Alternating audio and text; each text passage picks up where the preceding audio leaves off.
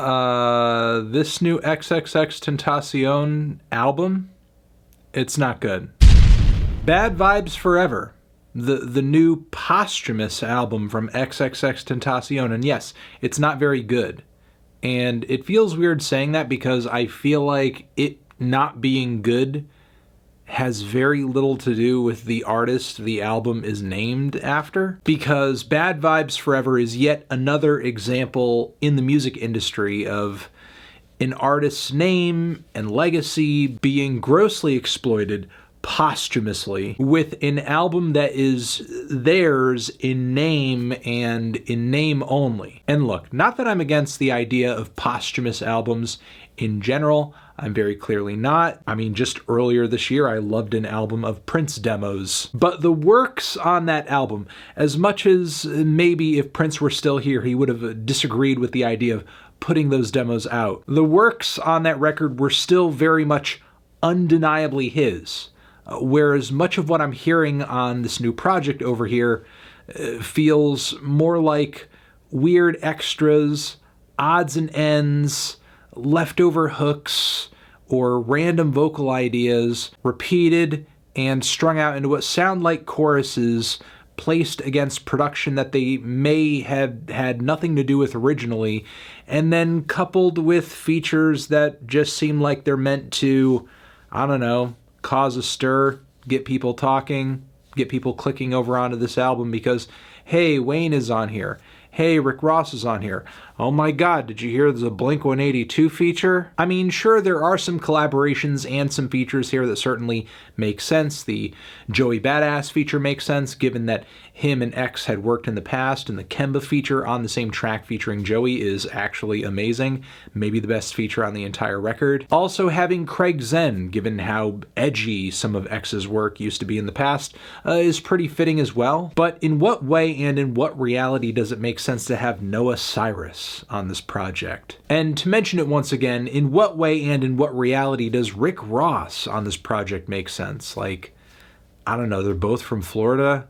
Is that it? Is that literally all they had in common? I mean, look, there's some tracks on this project that kind of sound like a semi-complete X song, but it's so painfully clear that if it weren't for the features, that if it weren't for the producers basically filling in all the gaps, filling in all the holes, that we would have a fraction of the material that we do on this hour-long album. There are tracks on this thing where literally the only place where X's voice is on the hook, and it's just a vocal line, and it's repeated over and over, and then it's the featured artist just rapping the verses on the cut. It's barely an X song, it's not even an X song, it just sounds like another person's song, but with X as the feature. Plus there are tracks and vocal takes on this thing that should have never seen the light of day. Like the dance hall tracks on this thing are bad. Not only that, but X's vocal performances on these tracks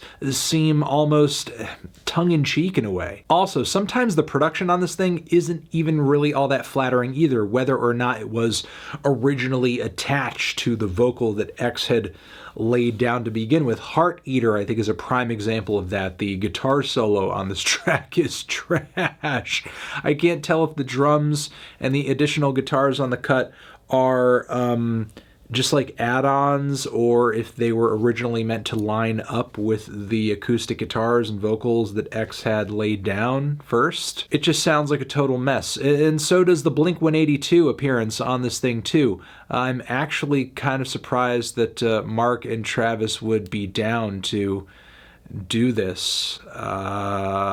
It's just kind of shocking how ready everyone is to actively take part in just squeezing whatever clout or juice they can possibly get out of X's memory on this project, because nobody here can really be convinced like they're making genuinely good music with what X had left over, right? I just don't get it. How is taking some vocal snippet of a late artist and extending that out over a beat to the point where I guess you get something repetitive, something seeming like a hook, some semblance of a chorus, and then having some featured artist that person didn't really have that much of a connection to while they were alive, and just having that person rap to fill out the rest of the track.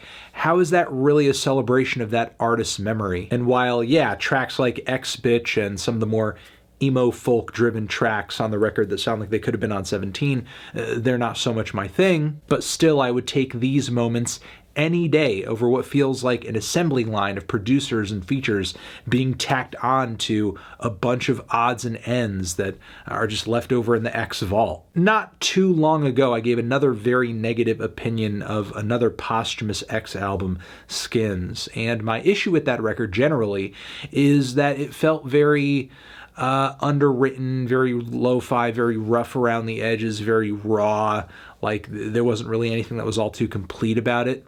And while I didn't really care for that music being released in the way that it did, because it just felt really, I don't know, just not finished. Certainly not anything I think should be getting put out there and categorized as an album. Either way, it's actually easier to appreciate that project because at least it feels like an intimate expression of a real idea that X had. On Bad Vibes Forever, I feel like what we're getting is just leftover X pieces and sounds, and those are just being brought to a chop shop and assembled into a new car or something. And while that's not true of every single track on this project, it happens often enough to the point where it's difficult to enjoy much of any of it. This new XXXTentacion record, it's not good.